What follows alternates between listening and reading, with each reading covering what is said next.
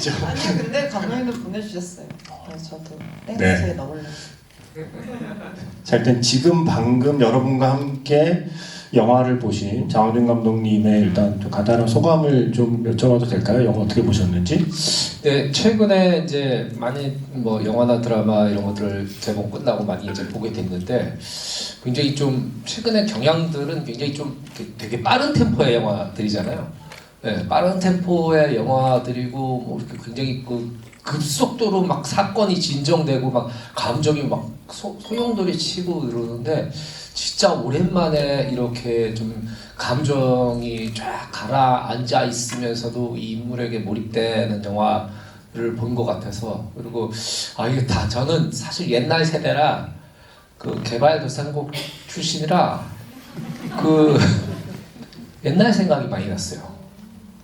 그러니까 우리 학교 다닐 때는 이 남북 관계에 대한 그리고 그때 이제 그 북한 그때는 탈북자라기보다 귀순자들이 많았는데 그분들도 좀 생각이 나고 최근에 이제 탈북자분들 뭐 그런 분들에 대해서 좀 저런 걸 겪으셨겠구나 저런 감정이셨겠구나 그런 생각들을 많이 하면서 좀 뭔가 뭔가 저도 저 역시도 영화의 템포처럼 뭔가 스며드는 그런 걸 느꼈던 시간이었습니다.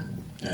오늘 지부의 이야기를 함께 해주시는 게스트이기도 하시지만 하나코리아를 함께 이 지부를 진행하는 모더레이터 역할을 해주셔야 돼요. 영화 보고 궁금하신 거 직접 그때그때 배우분께 그냥 느닷없이 질문해 주셔도 상관없습니다. 예. 아니 궁금한 게 하나 있는데 네. 여기 감독님이 외국인이시잖아요.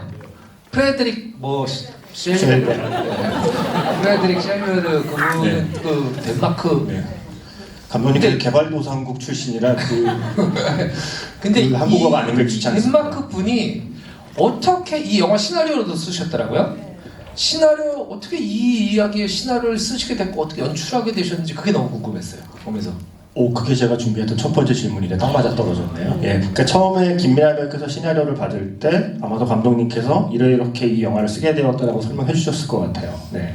제가 듣기로는 감독님께서 6년 전에 먼저 한국에 오셨어가지고 어느 음식점에서 음식을 드시다가 옆에 그냥 모르는 분들이 우리는 우리의 손은 하나다 통일이다 하나코리아 이렇게 하시는 게 너무 인상 깊으셨었대요. 그래가지고 그 이후로 탈북민에 관해서 너무 관심이 많으셔서 원래는 다큐멘터리 감독님이시거든요. 그래서 이제 6년 동안 계속 탈북민 분들한테 여쭤보시고 자문을 구하시고 준비를 하시다가 실존 인물을 모티브로 한 혜선 역할이 이제 원래 효린님이라고 실존 인물을 바탕으로 한 이야기였는데 효린님이 그분을 이제 막 인터뷰를 하면서 덴마크 사람인 감독님이 이 영화를 만들어 주셨으면 좋겠다. 한국인의 시선보다는 외국인의 시선으로 이 영화를 만들었으면 좋겠다 해서 이 영화가 이제 쓰여졌다고 해요. 그래서 감독님이 글을 쓰시기도 했고 이제 최승재 작가님이 각본을 같이 공동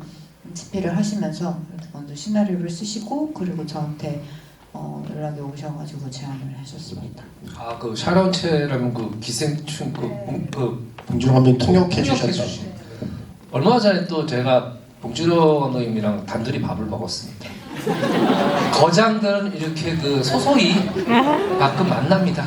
그걸 말씀드리고 싶었습니다.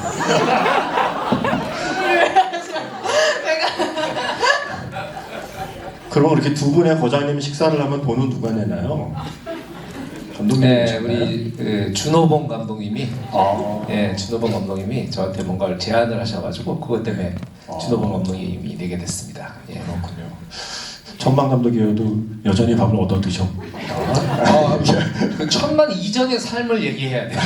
그래서 워낙 그분 업적이 크신 분이 그래가지고 제가 얻어 먹었습니다. 네. 그러니까 지금 말씀하신 것처럼 그러한 과정으로 시나리오를 쓰셨는데 그렇다면 이 주인공을 누가 연기할까를 김민하 배우를 선택하셨어요. 감독님께서 파친코를 보고 그렇게 눈물을 흘리시고 그래서 김민하 배우를 생각했다라고 하던데 처음에 어떤 말로 이렇게 꼬드기던가요, 감독님께서? 그리고 어떤 말로 이 역할에는 김민하가 필요하다라고 말씀하셨는지 그리고 그 시나리오 방금 말씀하신 과정으로 쓰여진 시나리오를 봤을 때 그러니까 그 이야기는 뭐 그러해서 시나리오를 썼다는 얘기는 뭐 그 이야기 자체로 이제 존재하는 거고 그렇게 완성된 시나리오를 배우로 접했을 때 그 시나리오 느낌은 어땠는지도 좀. 근데 김민아 씨 말씀하시기 네. 전에 저도 보면서 그 생각이었어요. 진짜 저격이다.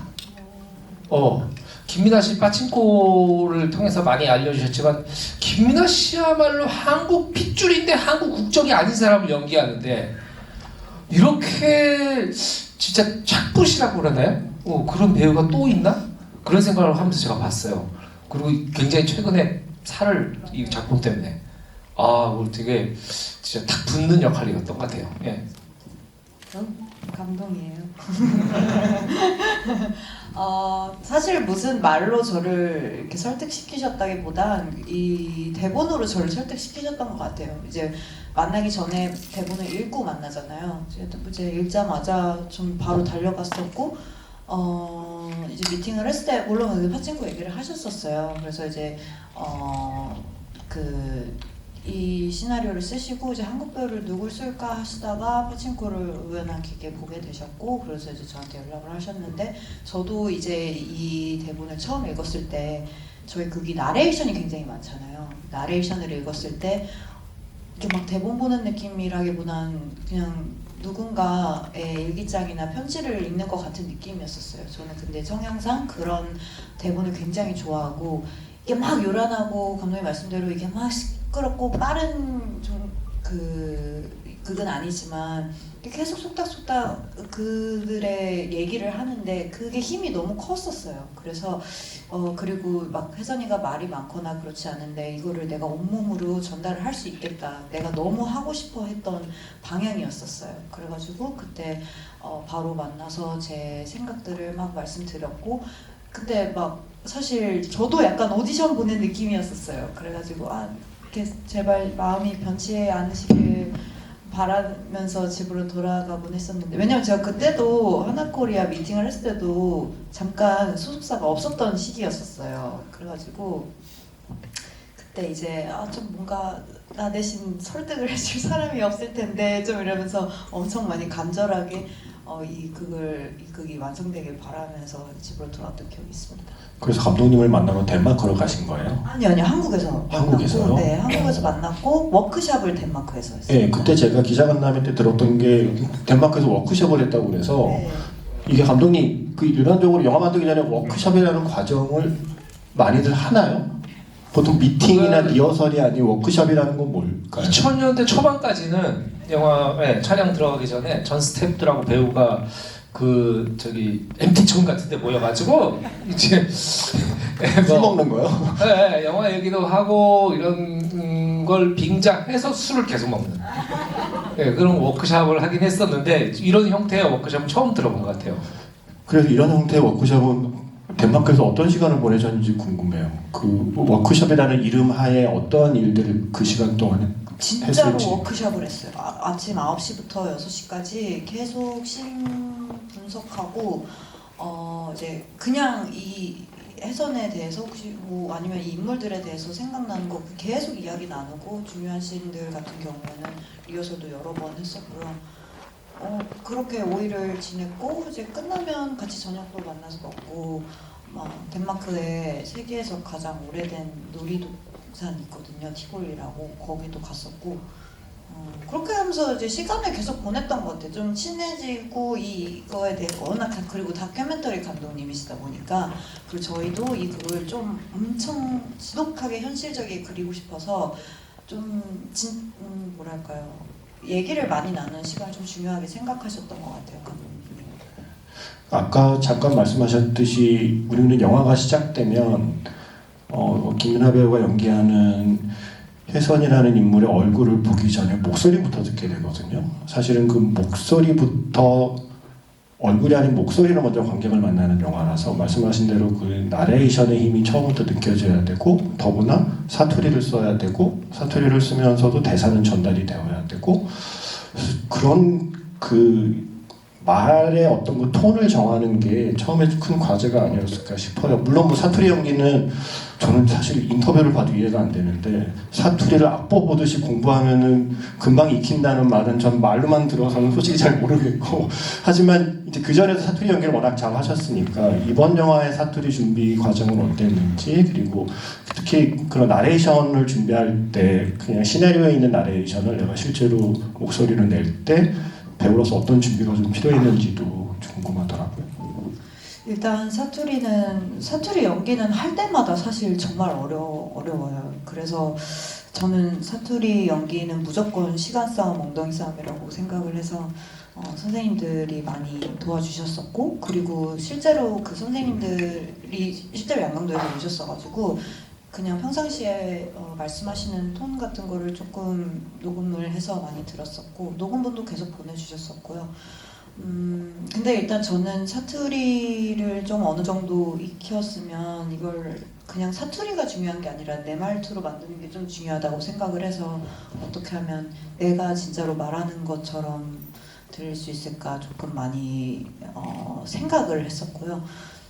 그리고 나레이션 같은 경우에는 이게 실존 인물 효리님이 실제로 어머니께 쓰셨던 편지를 많이 참고했다고 해요. 거의 흡사하다고 해요. 그래서 한 글자 한 글자 좀 꾹꾹 눌러 담아서 말을 하고 싶었었어요. 그래서 후시 녹음할 때 좀 많은 시간이 걸렸었고, 톤을 잡는다? 톤을 잡는 거는 그렇게 혜선처럼 살다 보니 그렇게 톤이 자연스럽게 나왔던 것 같아요. 뭐 어떻게 이렇게 무게를 잡아야지 뭐 이런 식으로 생각하진 않았지만 그냥 그녀의 발걸음을 좀 생각하다 보면, 그녀의 속도를 좀 생각하다 보면 저도 이 대본을 혼자서 준비하고 읽을 때 입 밖으로 자꾸 이게 나오질 않더라고요. 그래서 이걸 좀 묵혀놨다가 현장에서 나왔을 때의 톤이 그렇게 되었던 것 같습니다.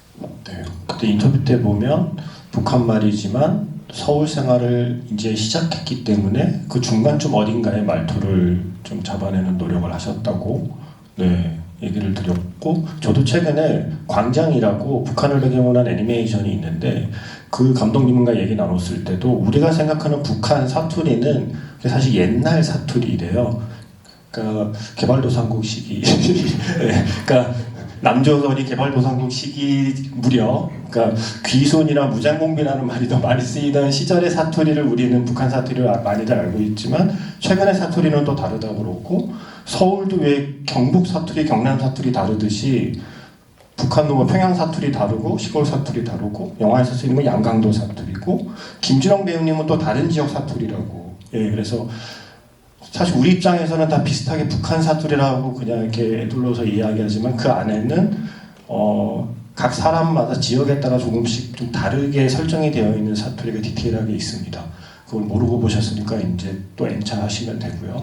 그래서 N차 하실 때는 사투리 잘 들어보시면 되고, 일단 조금 두서없이 그 감독님 입장에서 그래도 이 영화에서 좀 기억에 남는 어떤 순간이나 아니면 어떤 표정이나 아니면 어떤 장면이나 이런 것들이 좀 어떤 순간들이 있었는지가 좀 궁금하네요. 일단 저는 김민아 씨는 제가 되게 좋아하는 친한 동료이자 제가 좋아하는 배우였거든요. 지금 아니게 된 게 아니라고. 네. 깜짝 놀랐어요. 과거형이어서. 그런 배우인데, 제가 초반부에 그 장면 있어요. 그 남자 두 분하고 인터뷰를 하는데 카메라가 계속 김민아 씨를 서서 이렇게 들어가죠. 그래서 한 번도 컷을 바꾸지 않거든요.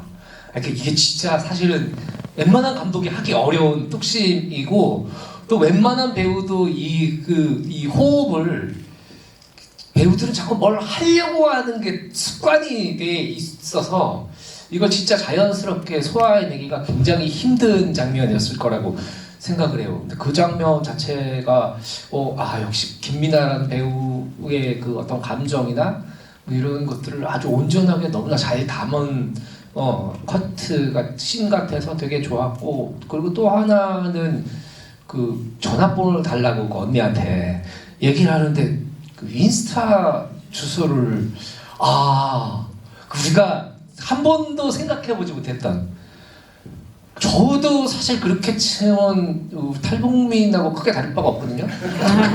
인스타 몰라요 나는. 네, 그래서 큰일 났다. 이런 생각을 하게 만들었던 이 안에 그런 디테일들이 몇 군데 보였어요. 그래서 그런 것들이 이 감독님이나 또 김민아 씨가 굉장히 많은 취재와 고민을 하지 않으면은 나올 수가 없는 장면이었겠다라는 게서 그 장면들이 되게 인상 깊었던 것 같고 아쉬운 것도 있어요. 아쉬운 장면은 뭐죠? 뭐 저야 제 영화 아니니까 편하게 얘기할 수 있죠.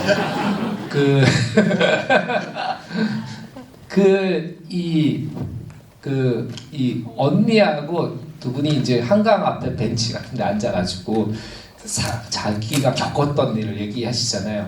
근데 그게 낮이 아니고 밤이었으면 더 좋았겠다. 그래서 저 앞에 이렇게 포커스가 나가 있는 수많은 불빛들 속에 이 작은 두 사람의 뒷모습이 보고 있고, 그리고 그게 약간 겨울 쪽이었으면은 조금의 그 호흡에서 입김 같은 것들이 나오면서 되게 또 그 씬, 왜냐면 고백하는 씬이기 때문에 좀 색다른 느낌을 다른 씬과는 좀 다르게 줄 수 있지 않았을까 보면서 내가 좀 더 GV할 때 이걸 꼭 씹어야겠다 이런 생각을 한 건 아니고 이런 걸 꼭 아쉬운 점은 얘기하고 싶다 이런 생각이 들었어요. 처음에 말씀하신 처음에 인터뷰할 때 서서히 카메라가 들어가는 롱테이크를 포함해서 또 지금 말씀하신 그게 노들 싸움이죠. 예, 노들 싸움가 다 보이던데요. 예, 노들섬에서 마르쉐 어렸을 때 한번 갔어서 근데 마지막에 말씀하신 그 노들 싸움 장면도 제가 듣기로는 롱테이크라고 들었는데, 그렇다면 그 장면은 카메라 2대로 롱테이크를 찍은 건지도 좀 궁금해져서 그 장면들 포함, 지금 감독님의 말씀하신 장면들에 대한 배우님의 그 생각이나 경험도까지 포함해서 이 영화의 전체적으로 롱테이크 장면들이 많은 호흡에 대해서 배우 입장에서는 어땠는지도 좀 궁금하긴 하네요. 대부분 롱테이크였었고요.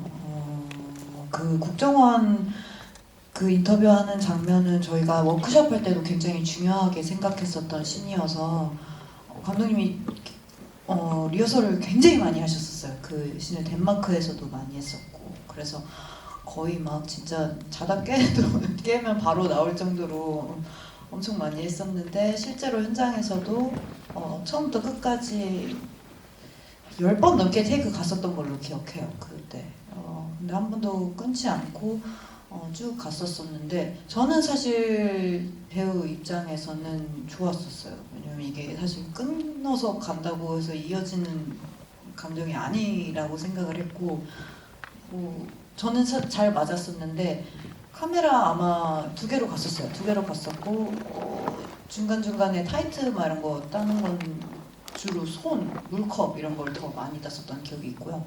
그리고 노들섬에서는 그게 워낙 감정씬이었어가지고 제가 카메라가 몇 대인지 잘 기억이 안 나는데, 근데 이제 그 뒷모습, 앞모습, 옆모습 이렇게 했었던 기억은 있는데, 그것도 롱테이크로 계속 쭉 갔었었는데, 제 기억에 남는 거는 감독님이 너무 우셔가지고 시간을 달라고.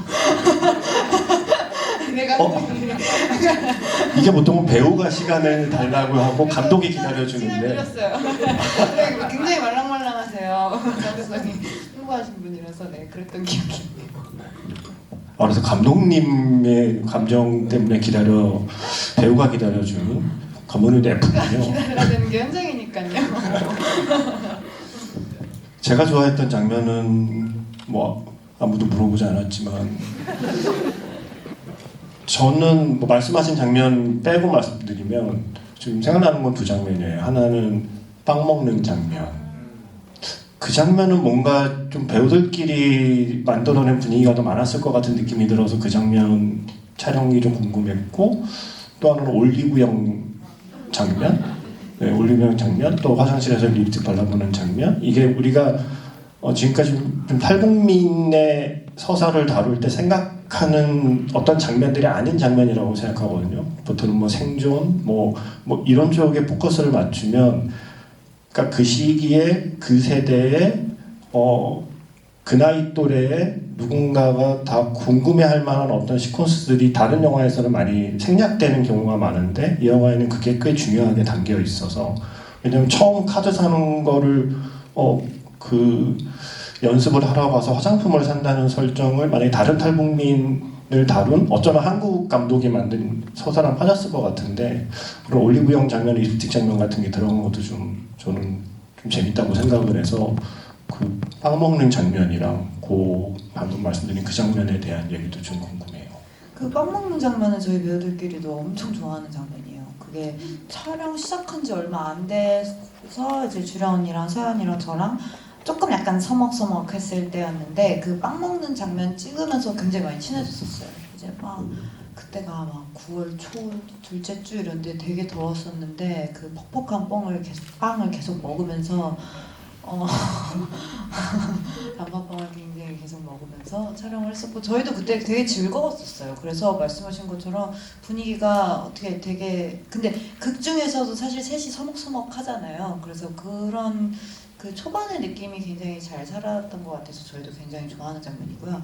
그리고 올리브영이나 아까 황준 감독님 말씀해주신 인스타그램 막 그런 것들이 진짜 외국인의 시선이 아니었으면 이렇게 잡을 수 있었을까 하는 장면 중에 하나였었어요. 저희도 읽으면서 올리브영 같은 경우에는 실제 제 친구들도 굉장히 흥미롭게 보는 공간이거든요. 올리브영 자체가 뭐랄까요, 굉장히 공허한 친절함이 가득한 곳이잖아요. 되게 친절한데 사실 차갑잖아요. 무섭고 말걸기. 근데 그런 거가 되게 잘 표현했다. 저도 올리브영 씬 읽으면서 와 이거 진짜 맞다. 저도 올리브영 가기 아직도 두려운데 혜선이는 얼마나 너무 무서웠겠어요. 그래서 그런 뭐랄까 이게 막 정말로 말씀해주신 것처럼 우리가 상상하는 탈북민의 막 억센 혹은 막 억척스러운 그런 삶을 그려낸 게 아니라 누구에게나 다 해당되는 이야기를 좀 그려내고 싶었었어요. 뭐 우리도 뭐 어딘가에 뭔가 처음을 접할 때 너무 낯설고 무섭고 아니면 유학길에서도 그럴 수도 있고 아니면 서울에서도 너무 낯선 것들이 아직도 너무 많잖아요. 그런 보편적인 것들을 조금 녹여내려고 저희도 작업하면서 공감도 많이 했었고 그렇게 좀 녹여내려고 많이 노력했습니다. 그래서 배우님 인터뷰 보면 20대 초반에 제가 느꼈던 막막함과도 맞닿아 있었다는 말씀을 하셨어요. 그러니까 이게 단지 북한에서 내려온 어떤 특별한 사람이 느끼는 감정만이 아니라 그렇지 않은 사람도 어떤 상황에서 느낄 수 있는 감정이라는 얘기로 이해했거든요. 그러니까 그거는 뭐랄까요? 내가 모르는 사람 이야기를 연기하면서 내가 기억하는 감정을 끄집어내는 과정 같은 걸까요?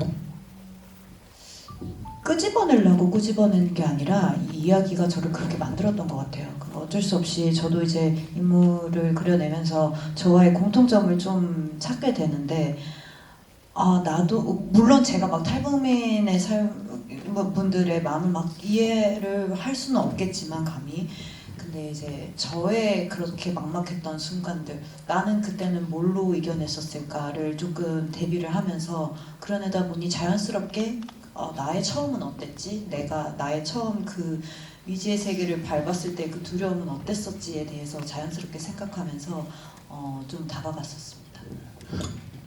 그거는 일단 그 아르바이트를 보통 그런 외국 음식 식당에서는 잘 안 하지 않나요? 그건 역시 외국인 감독이어서 자연스럽게 설정이 된 걸까요? 아니면 뭐 다른 실제 인물이 실제 흐리님이 인물이? 실제로 그 스페인 레스토랑에서 일을 하셨다고 해요. 근데 사실 처음에 면접 볼 때부터 그 남자가 좀 쎄하긴 했어. 약간 좀 쎄한 느낌이 좀 있긴 했어. 네. 그리고 그 한 가지 더 여쭤보고 싶은 게 그거 있어요. 그 면접 볼 때 어떤 한 컷에서 관객분들이 다 웃으셨거든요. 네, 할 수 있다고 막. 할 수 있다고. 네. 근데 혹시 현장에서도 그걸 예상하는 분위기였는지? 아니요. 저는 진짜로 할 수 있다고 일을 해야 되니까 돈을 벌어야 돼. 네. 그러니까 그런 거에서 알 수 있듯이 어느 순간에 이 사람이 크게 어떤 웃음의 시도를 하려고 하지 않는데 관객들이 웃는다는 건 이 인물에 공감한다는 뜻이거든요. 이 인물을 벌써 알아버렸고 이 인물에 공감한다는 뜻이라고 생각하기 때문에 그래서 궁금해서 여쭤본 거예요. 네. 좋았단 얘기죠. 네. 네. 근데 감독님 말씀하시고 보니까 그렇네요. 사실은 우리가 어떤 장르 영화에서 제가 가끔 방송에서 하는 얘기긴 한데 어떤 좀 양식화된 장르 영화에서는 배우가 맡아야 되는 게 롤일 경우가 많죠. 그러니까 역할, 뭐 주인공이면 주인공, 악당이면 악당, 주인공 친구면 친구. 그리고 또 롤을 잘 연기하는 게 어쩌면 장르 영화에서 배우가 해야 되는 일일 수 있는데, 그러니까 이런 영화에서 어쩌면 배우가 만드는 건 롤보다는 캐릭터라는 생각을 좀 하게 되거든요. 어떤 역할이라기보다는 진짜 그냥 사람을 빚어내는 과정이랄까. 근데 그게 잘 빚어내면 말씀하신 것처럼 어느 순간 영화를 보고 있는 사람이 그냥 우리 주변에 저 사람이 살고 있는 것 같은 착각을 하면서 영화를 따라가게 되는 순간들이 있거든요. 그러니까 감독님이 말씀하신 뜻하지 않은 곳에 웃음이 터지는 순간들은 아마도 관객분들이 어느 순간 우리 사회 어딘가에 저렇게 살고 있을 누군가를 이미 마음속에 담아둔 증거가 아닐까라는 생각이 들어요. 제가 기자간담회 때 그때 그 시나리오 같이 썼던 샤론체, 최성재, 최성재 작가님이자 감독님께서 했던 얘기가 기억이 나는데, 지금까지 탈북민의 서사는 그들이 어떻게 여기까지 왔나를 그리는데 집중했다면 우리는 그 다음에 어떻게 살아갈까를 보여주고 싶었다는 말씀이 되게 기억에 남거든요. 생각해보니까 이 영화에 플래시백이 없어요. 그렇지 않나요, 감독님? 이게 보통은 좀 플래시백을 좀 쓰고 싶고 유혹이 시달리지 않나요? 이게 좀 보통은 그 시나리오에서 플래시백이 있다가 마지막 순간에 빠지는 경우들이 있더라도 짧게나마 쓰이게 되는데 그러고 보니까 없네요. 그러니까 이 영화는 철저하게 이 사람이 어떻게 힘든 과정을, 보통은 이제 우리가 일반적으로 지금까지 보았던 탈북민 서사면 그 인터뷰할 때 그러잖아요. 그 어떻게 넘어왔냐 할 때 헤엄쳐서 넘어왔다고. 헤엄치는 씬 들어간단 말이에요. 헤엄치는 씬 들어가고 그 왜 중국에서 함께 있던 분한테 맞잖아요. 그분과 함께 있는 장면이 플래시백으로 들어가는 거란 말이에요. 예, 근데 그런 플래시백을 과감하게 다 그냥 드러내고 이 사람의 과거를 보지 말고 이 사람이 한국 사회에서 앞으로 어떻게 살아갈지를 봐주세요라는 이 영화의 태도가 저는 그 플래시백을 완벽하게 빼버리는 데 담겨있다는 생각을 하게 되더라고요. 상상의 여지를 남겨주는 것도 중요하다고 생각을 했었고, 왜냐면 혜선의 대사 중에 힘든 건 상관없습니다. 해내면 됩니다라는 대사가 있는데요. 힘든 걸 보여주는 게 주가 아니라 해내는 과정을 그려내는 게 저희 극이라고 생각을 했었어요. 그래서 플래시백에 관한 얘기는 워크샵 할 때도 한번 나온 적이 있었는데 저의 의견은 절대로 안 넣으셨으면 좋겠습니다 였었어요. 근데 그러면 우리 영화의 본질을 좀 잃는 것 같고, 롱테이크를 다 하실 거라면서 저기 플래시백 어디다 넣으실 거냐고. 왜냐면 롱테이크를 하신다고 계속 말씀을 하셔가지고 괜찮냐 이렇게 물어보셨어가지고 그렇게 하면은 연기할 때도 그렇게 플래시백이 있는 것과 없는 거 했을 때 저 연기하는 것도 너무 달라지잖아요. 그래서 저도 없는 게 너무 좋았었고, 좀 상상의 여지, 궁금증 혹은 아니면은 개개인의 역경을 조금 투입할 수도 있는 그런 공간을 좀 남겨주는 것 같아서 좀 좋았습니다. 듣고 보니까 사실 그 플래시백이 들어가느냐 안 들어가느냐 어찌 보면 이 작품의 정체성이잖아요. 그리고 이제 이 두 사람이 얘기하는 거에서 자꾸 근데 쓰는 사람하고 만드는 사람 계속 넣고 싶은 충동을 느끼거든요. 왜냐면 뭔가 좀 강렬한 순간을 표현하고 싶고 막 그러긴 하는데 그걸 사실 참는 게 대가의 미덕인데 저는 못 참았을 것 같아요. 어디에 넣으셨을 것 같아요? 감독님은 어떤 플래시백을 넣으셨을 것 같나요?